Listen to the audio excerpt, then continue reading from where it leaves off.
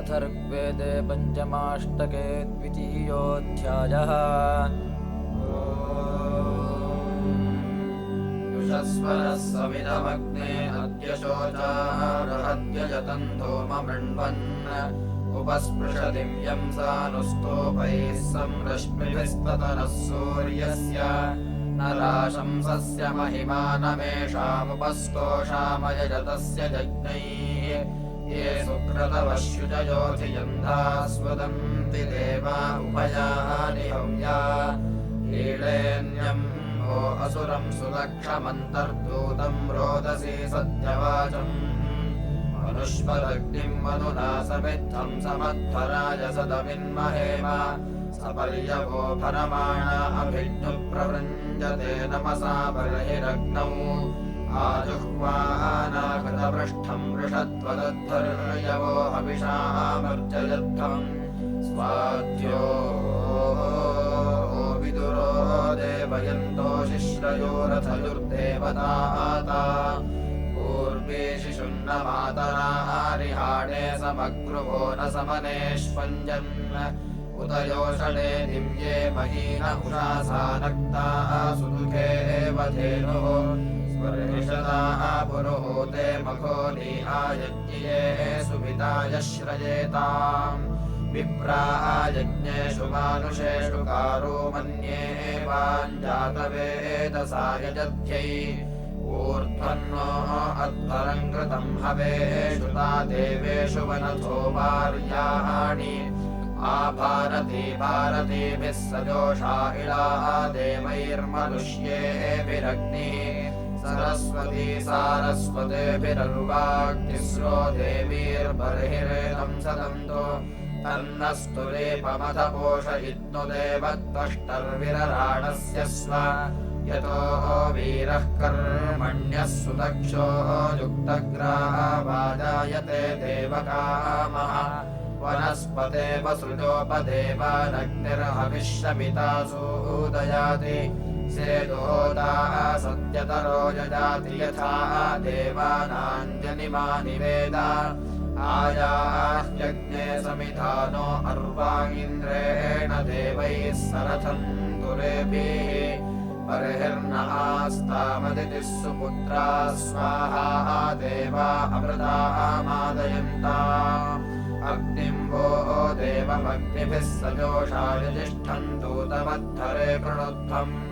यो मध्येषु जिध्रुविरृता भातपुर्मूर्धा कृतान्नः पावकः प्रोथदश्रो न यवसे विश्यन् यदा महः संवरणाद्यस्थात्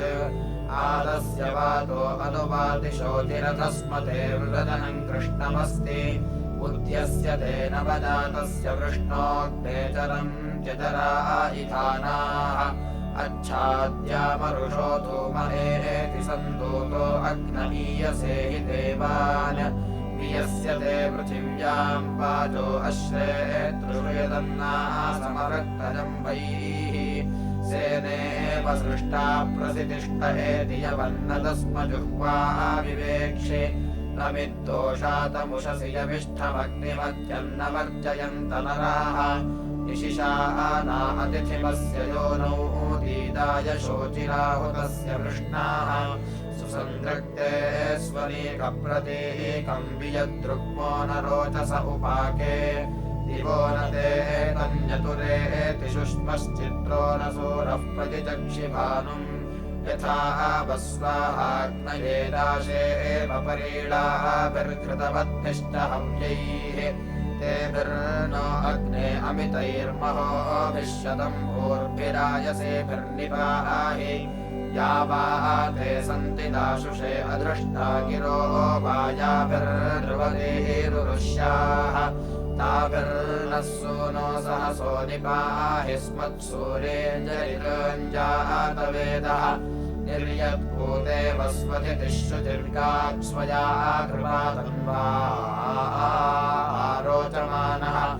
आयो मारुरो ऋषेऽन्यो जनिष्ठते वयज्याय सुक्रतुः पावकः एतानो अग्ने सौभगादिदेह्यभिक्रतुम् सुचेतसंवदेम विश्वास्तोतृभ्यो गृणते च सन्तु यूयं पात स्वस्तिभिः सदा नः प्रवः शुक्राय भानवे भरध्वं हव्यं मतिं चाग्नजे सुपूतम्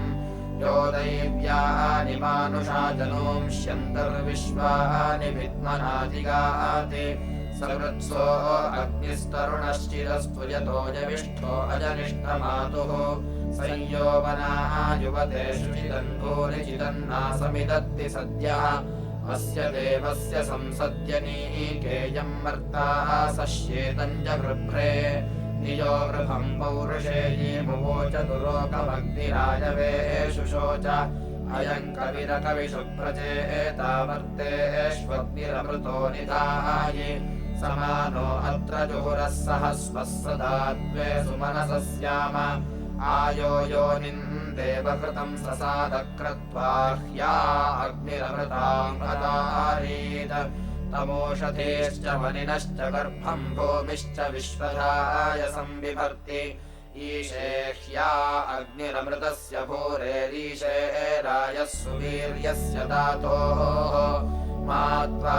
वयं सहसा वन्नवीरामाप्सवः परिषदा ममादुवः परिषद्यं ह्यरणस्य रेक्नो नित्यस्य रायः पतयस्याम न शेषो अग्ने अन्यजातमस्त्यचेतानस्य मा पथो विदुक्षः महिग्रभाजारणः सुषेभोऽन्योदर्यो मनसा मन्तवाहु अथाचिदो कः पुनरित्स एत्यानो वाज्यभीषाणेतु नव्याः त्वमग्ने मनुष्यतो निपाहित्वमुनः सहसा वन्नपद्यात् सन्त्वाद्वस्मन्वदभ्येतु पाथः संरयिस्पृहया यः सहस्रे एतानो अग्ने सौभगादिगेह्यपि क्रतुं सुचेतसंवतेम विश्वास्तोतृभ्यो गृणते च सन्तु यूयं पात स्वस्तिभिः सदा नः प्राज्ञये तपसे भरद्भङ्गिरं दिवो अरतये पृथिव्याः यो विश्वेषामृतानामुपस्थे वैश्वानरो वा गृथेजागृवद्भिः पृष्टो दिविधाय यज्ञः पृथिव्यान्नेता सिन्धूनां वृषभस्तियानाम् समानुशीलभिविशो विभाति वैश्वानरो वा वृधानो वरेण तद्भिया विष आयन्नसिग्नेरसमनाजहतीर्भोजनानि वैश्वानरपूरवेशोऽशुचानः पुरो यदग्ने नरयन्नदीरेः तव त्रिधातु पृथिवी उदद्यौर्वैश्वानरौ व्रतमग्ने सचन्त त्वं भासा रोदसी आततन्थाजस्रेण शोचिषा शोषुचानः त्वामग्ने हरितो वामशाना गिरः सचन्ते थुनयो कृताचीः पतिं कृष्टीनां रथ्यं रजीणां वैश्वानरमुषसां केतुमह्नां त्वे असुर्या अम्बसवोऽन्यण्वन्कृतं हिरे मित्रमहो दुषन्त तन्दस्योङ्ग्रोकसो अग्नहाय उरुज्योतिर्जनयन्नार्याय स जायमानः परमेव्यो मन्वायुर्नपाथः परिभासि सद्यः त्वं भुवना जनयन्नरिक्रन्नपत्याय जातवेदोदशस्यन् तामग्ने अस्मे इषमेरयस्व वैश्वानरद्युमतीं जातवेदः यजाराधः पिन्वसि विश्ववारपृथुश्रवो दाशुषे मत्याय तन्नो अग्ने मघवद्भ्यः पुरुक्षुं रजिन्निवाजं श्रुत्यं युवस्व वैश्वानरमहिनः शर्म यच्छ रुद्रेभिरग्ने वसुभिः सजोषाः सम्राजो असुरस्य प्रशस्तिं पुंसः कृष्टीनामनुमाद्यस्य इन्द्रस्येव प्रभवसंस्कृतानि वन्दे दारुं वन्दमानो विवग्मि कविं केतुन्धासिं भानुमद्रेर्हिन्वन्ति सम्राज्यं रोदस्योः पुरन्दरस्य गीर्भिराविवासेऽग्नेर्व्रतानि पूर्व्या महानि न्यक्रतोन्ग्रथिनो मृद्धवाचः पणीन्द्रश्रद्धाम् अवृताम् अयज्ञान् प्रप्रदान्दस्योऽग्निर्विवाय पूर्वश्चकारापराम् अयज्यून् यो अपाचीनेतमसि मदन्तीः प्राचीश्चकारकृतमश्चेभिः तमीशानं वस्वो अग्निं गृणीशेनानदन्दमयन्द्रं प्रतन्योन यो देह्यो अनमयद्वधस्नैर्यो अर्यपत्नीरुषसश्चकार स निरुध्यानहुषो यह्वो अग्निर्विशश्चक्रे परिहृतः सहोभिः यस्य शर्मन्नुपविश्वे जनाः स एवैस्वस्थुः सुमतिं भिक्षमाणाः वैश्वानरो वरमारोदस्योराग्निः ससाद पित्रोरुपस्थम् आदेवो ददे बुद्ध्या आवसूनि वैश्वानर उदिता सूर्यस्य आसमुद्रादवरादा परस्मादाद्यर्ददे दिवः पृथिव्याः प्रभो देवञ्चित्सहसानमग्निमश्वन्नवाजिनं हिषे नमोभिः भवानो दूतो अध्वरस्य विद्वान्मना देवेषु विविधेमि तद्रोः आयाह्यग्ने पथ्या अनुस्वामन्द्रो देवानां सख्यञ्जुषाणः आसानुषुष्मैर्नदयन् पृथिव्याजम्भेभिर्विश्वमुषधग्वनानि प्राचीनो यज्ञः सुजितं ह्यबर्हिः प्रीणीते अग्निरीडितो न होता आमातरा विश्ववारेहुवानो यतो यविष्ठजग्निषे सुषेवाः सद्यो अध्वरेरथिरञ्जनं तमानुशासो विचेतसो य एषाम् विशामधायि विश्वतिर्तुरोणेऽग्निर्मन्द्रो मधुवचाहृतावा असादिवृतो वह्निराजगन्वानग्निर्ब्रह्मा नृषदने विधर्ता यौश्चयं पृथिवीवावृथा ते आयं होता यजति विश्ववारम् एतेद्युम्नेभिर्विश्वमातिरन्तमन्त्रं ये वारन्नर्या अतक्षन् प्रये विशस्थिरन्तः श्लोषमाणा आये मे अस्य दीतयन् धृतस्य नोत्वामग्न एमहे वसिष्ठा ईशानं सूनो सहसो वसूनाम् इषं स्तोतृभ्यो मखवद्भ्य आनड्यूयं पात स्वस्तिभिः सदा नः इन्द्रे राजा समर्यो नमोभिर्यस्य प्रतीकमाहुतं कृतेन नरो हव्येभिरीडते सपाथ आग्निरग्र उषसामशोचि अयमुष्य सुमहाङ्गवेदि होता मन्द्रो मनुषो यह्वो अग्निः विभागस्सृजानः पृथिव्यां कृष्णपविरोषधीभिर्ववक्षे कया नो अग्ने विवसस्सु वृत्तिं कामुस्वधा मृणवश्यस्य मानः कदा भवेमपतयस्सु तत्र राजो वन्तारो दुष्टरस्य साधोः प्रप्रायमग्निर्भरतस्य शृण्वेवि यत्सूर्यो न रोचते बृहद्धाः अभियः पूर्वं मृदनासु तस्थोद्युतानो दैव्यो अतिथिः शुशोच असन्नित्वे आहवनानि भूरि भुवो विश्वेभिः सुमना अनीकैः स्तुतश्चिदग्ने शृण्विषे गृणानः स्वयं वर्थस्वतन्त्वं सुजात इदं वचः शतसाहस्रं सहस्रमुदग्नये निषेष्टद्विबर्हाः संयतस्तोतृभ्य आपये भवादित्युमदमीव चातनं रक्षोः नो त्वामग्न एमहे वसिष्ठा ईशानं सूनो सहसो वसूनाम् इषं स्तोतृभ्यो मखवद्भ्य आनड्यूयं पात स्वस्तिभिः सदा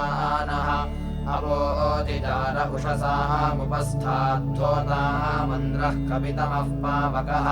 दधातिकेतुमुभयस्य जन्तोरहव्या देवेषु द्रविणं सुकृत्सु स शुक्रतुर्यो विदुरः पडीनां पुनानो अर्कं पुरुभोजसन्नः होता मन्द्रो विशान्दमोनास्तिरस्तमो ददृशे राम्याणाम् अमोरः कविरदितिर्विवस्वांसु संसन्मित्रो अतिथिः शिवो नाः चित्रभानुरुषसां भात्यग्रेवाङ्गर्भः प्रस्वाविवेश ईडेन्यो वो मनुषो युगेषु समनगा अशुचज्जातवेदाः सन्दृशा भानुनायो विभाति प्रतिगावः समिधानम् बुधन्त अग्ने याहि दूत्या अम्मारिषण्यो देवान् अच्छा ब्रह्मकृता गणेन सरस्वतीम् मरुतो अश्विनापो यक्षि देवान् रत्नधेयाय विश्वान् त्वामग्ने समिधानो वसिष्ठो जरोथम् हन्यक्षिराये पुरन्दिम् पुरुणीथा जातवेदो जरस्व यूयम् पात स्वस्तिभिः सदा नः उषो न जारः पृथुपाजो अश्रेत्तविद्युदद्दीद्यच्छोषुजानः वृषाः निःश्रुतिराभादिभासाधियो हिन्वान उशतीरजीगः स्वार्णवस्तो रुषसा मरोजि यज्ञन्तन्वाना उषिजो न मन्मा अग्निर्जन्मानि देव आविविद्वान् रवद्धूतो देवया वामनिष्ठः अच्छागिरो पतयो देवयन्ते रग्नीयम् द्रविणम् भिक्षमाणाः सुसन्दृशम् सुप्रतीकम् स्वञ्चम् हव्यवाहमरतिम् मानुषाणाम् इन्द्रन्नो अग्ने वसुभिः सजोषा रुद्रम् रुद्रेभिरावः बृहन्तम् आदित्येभिरदितिम् विश्वजन्याम् बृहस्पतिमृक्कभिर्विश्ववारम् मन्द्रम् होतारमुषिजो यविष्ठमग्निम् विषहीळते अध्वरेषु स हि क्षपावाम् अपवद्रयीणामतन्द्रो दूतो यजथाय देवाः महान् अस्यध्वरस्य प्रकेतो न ऋते त्वदभृतामादयन्ते आविश्वेभिः सरथं याहि देवैर्न्यग्ने होता प्रथमः स देह त्वामीणते अजिरन्दूत्याय हविष्वन्तः सतमिन्मानुषासः यस्य देवैरासदो बर्हिरग्नेहान्यस्मै सुदिना भवन्ति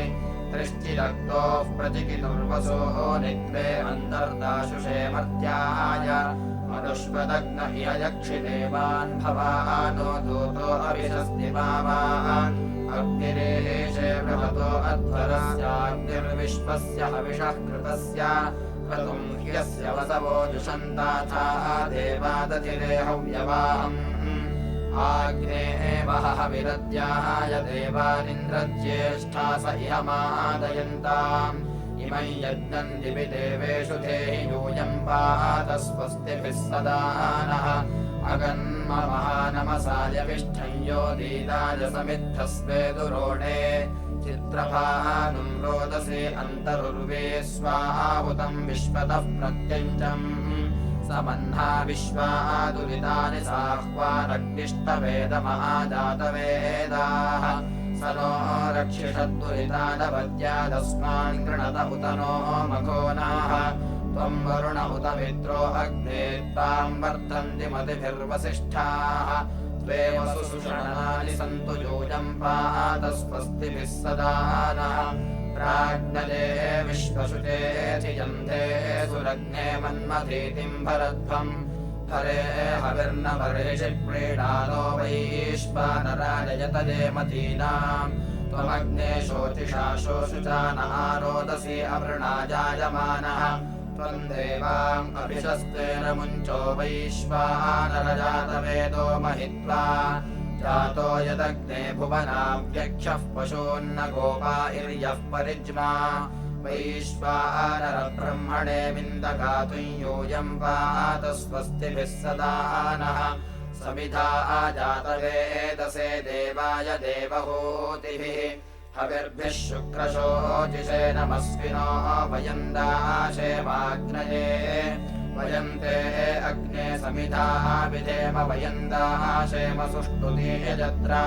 वयम् कृतेनाध्वरस्य होतर्वयम् देव हविषा भद्रशोचे आनो देवेभिरुपदेवहूतिमग्ने याहि वषट्कृतिम् जुषाणः तुभ्यम् देवाय दाशतस्याम यूयम् पात स्वस्तिभिः सदा नः उपसद्याय मीळुष आस्ये जुहुता हविः यो नो नेदिष्ठमाप्यम् यः पञ्चचर्षणीरभिनिशसा तदमेदमे कविर्गृहपतिर्युवाः स नो वेदो अमाद्यमग्ने रक्षतु विश्वताः उत तास्मान् पात्वं हसः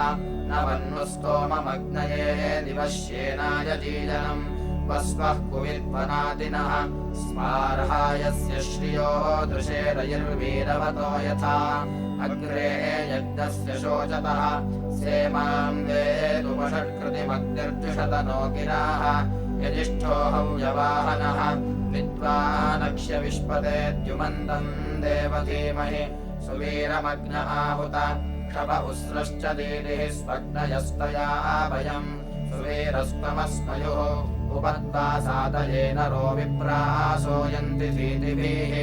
उपाक्षरा सहस्रिणीः अग्निरक्षांसि सेधति शुक्रशोचिरमर्त्यः सुजिह्वावक ईड्याः स नो राधां स्याभरेशानः सहसोऽयः भगश्च दातु वार्यम् त्वमग्ने वीरवद्यशो देवश्च सविता भगाः दिदिश्च दाति वार्यम् अग्ने रक्षाणो अम्हसः प्रतिष्मदे वरीषतः तपिष्ठैरजरोदः अथा महीनायस्य नादृष्टो नृपीतये ऊर्ध्ववाशतभुजिः त्वन्नः पाह्यं हसो दोषावस्तरघायतः दिवानक्तमदाभ्य एनावोः अग्निन्नमसोर्जो न पातमाहुवे प्रियम् चेतिष्ठमरतिम् स्वध्वरम् विश्वस्य दूतममृतम् स योजते अरुषा विश्वभोजसा सदुद्रवत्स्वाहुतः सुब्रह्मा यज्ञः सुषमेव सूनाम् देवम् राधो जनानाम् उदस्य शोचिरस्थादाजुह्वानस्य मीळुषाः उत्थूमासो अरुषासो दिविस्पृशः समग्निमिन्धते नराः तन्त्वा दूतम् गृह्महे यशस्तमम् देवाङ्गावीतयेवः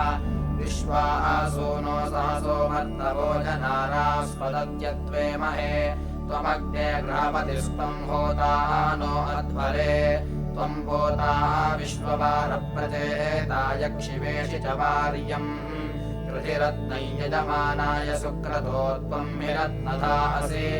आनऋते शिशीः विश्वमृद्विजम् सुशंसो यश्च लक्षते ते अग्ने स्वाहुतप्रियासः सन्तु सूरयाः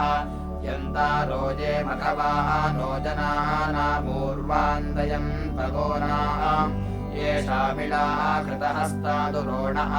अभिप्राता निशीरति तांस्त्रायस्वसहस्य द्रुहो निदो यच्छा नः शर्म दीर्घश्रुत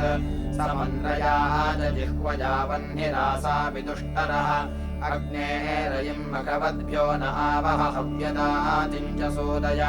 ये राधांसि ददत्यश्व्या मघाकामेन श्रवसो महः ताम् अम्हसः पिप्रहि भर्तृभिष्टम् शतम् भूर्भिर्यविष्ठ्य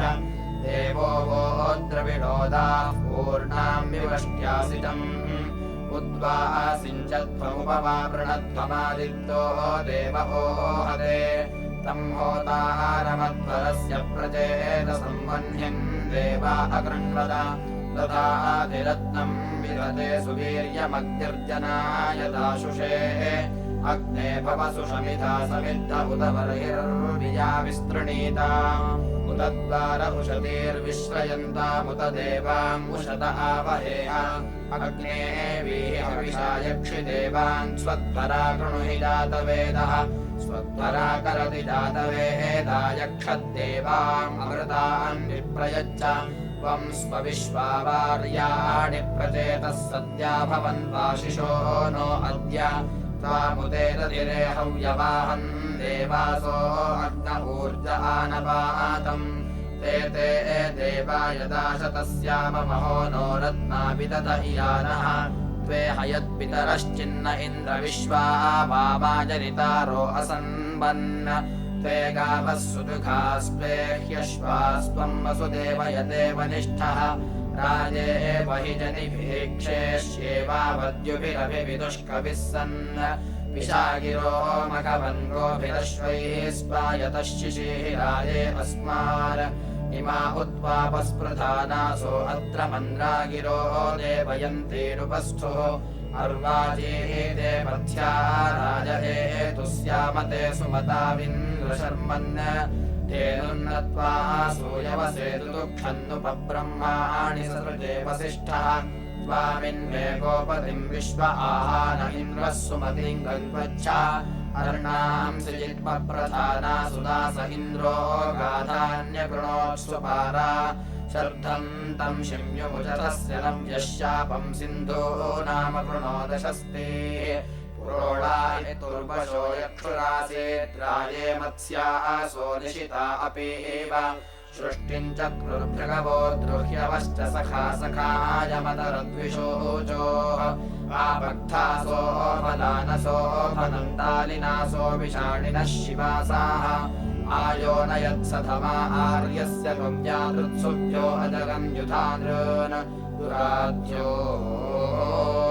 अदितिम् श्रेवयन्तो चेतसो विजगृभ्रे परुष्णीम् मह्नाविम् यक्पृथिवीम् पद्यमानः पशुः कविरशयच्चायमानः ईयुरर्थन्नन्यर्थम् परुष्णीमाशुश्च नेदभिविद्वम् जगाम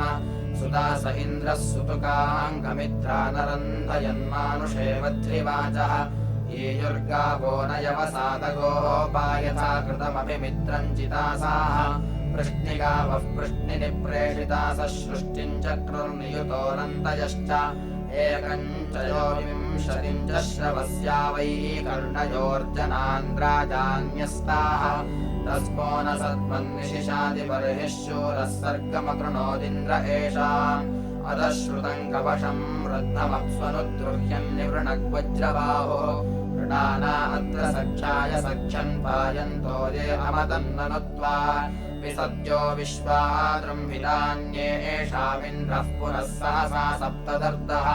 यानवस्य तत्सवेगयम् भार्त्येष्म पूर्वम् विदधेः वृद्ध्रवाचम् निगम्यवो नवो द्रुह्यवश्च षष्टिः शतासुषु पुष्षट्सहस्राः षष्टिर्वीरासो अधिशर्दुभोजु विश्वेदिन्द्रस्य वीर्या कृतानि इन्द्रेणैते तत्सभोपे विषाणा आपो न सृष्टा अधवन्तनीचीः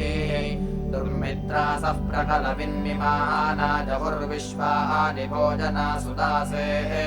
अर्थम् वीरस्य श्रुतपावनिन्द्रम् पराशर्थम् तन्नुनुदे अभिक्षा इन्द्रो मन्युम् मन्युम् यो मिमाय भेदे पथो वर्तनिम् पद्यमानः आद्रेण चित्तद्वेकम् चकार सिंह्यम् चिद्वेद्वेदाजगान अपस्रक्तिर्वेश्यागश्चरिन्द्रः प्रायच्छद्विश्वा भोजना सुदासेः शश्वन्तो हि शत्रवोरारतुष्टे भेदस्य चिच्छर्थतो विन्दरन्तिम् मर्ताङ्केन स्तुवतो यः कृणोति दिग्वन्तस्मिन्निज हि वज्रमिन्द्र आवदिन्द्रै यमुना तृत्सवश्च प्रात्रभेदम् सर्वता तामुषायत् अजासश्च शिग्रवो यक्षवश्च बलिम् शीर्षाणि जभ्रुरश्व्यानि नत इन्द्रसुमतयो नरायः सञ्चक्षे पूर्वा उषसो ननोत्नाः देवकञ्चिन्मान्यमानम् जघन्तावत्मना बृहतः शम्बरम् वेद प्रये गृहादवमधुस्पाया पराशरः शतया दुर्वसिष्ठः न ते भोजस्य सख्यम् वृषन्ताताः सूरिभ्यः सुदिनाभ्युच्छान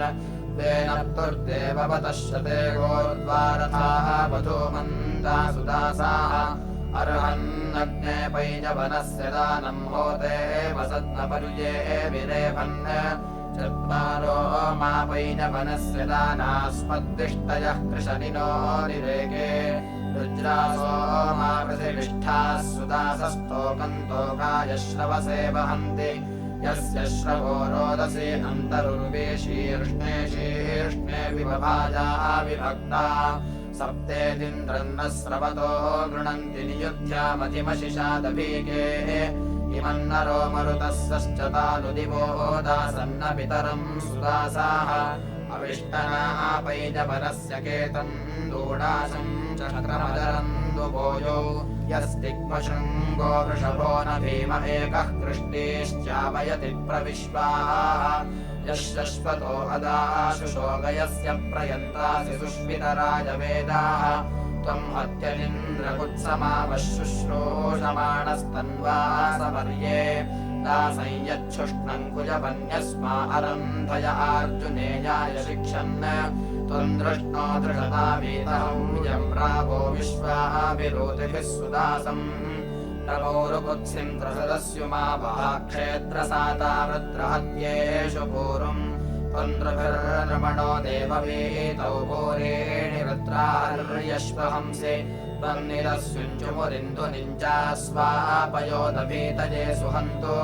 तव च्यौत्नानि वज्रहस्तदानि नवयत्पुरो नवतिम् च सद्यः निवेशने शततमाविवेशीरहम् च वृत्रन्नमुचिमुदाहन् स नातात इन्द्रभोजनानि रातहौ याय साशुषे सुदासे कृष्णे ते हरे वृषणायुनज्मिव्यन्तु ब्रह्माणि पुरुषाकवायुम् माते अस्याम् सहसा वन्परिष्टावकाय भूमहरिवः परादै त्रायस्वनो मृगेभिर्वरोधैस्तव प्रियासः सूरिषु स्याम प्रियासहिते मघवन्नभिष्टौ नरो मदेम शरणे सखायः निदुर्वशन्नियात्वम् शिशीर्यदिग्वाय शंस्यम् करिष्यन् सद्यश्चिन्नुते मघवन्नभिष्टौ नरः शंसन्त्युक्थशास उक्था एते हवेभिर्विपणीङ्ग्रदाशन्नस्मान् वृणीष्वयुज्याय तस्मै एते स्तोमाः नरानृतमतुभ्यमस्मद्र्यम् चोदतो मघानि तेषामिन्द्रवृत्रहत्ये शिवो भूः सखा च शूरो विता च नृणा नो इन्द्रशूरस्तव मान ऊते ब्रह्मज्योतस्तन्वा वावृधस्व उपरो वाजान्विमेह्युपस्तेऽन्योऽयम् पात स्वस्तिभिः सदा नः इति पञ्चमाष्टके द्वितीयोऽध्यायः।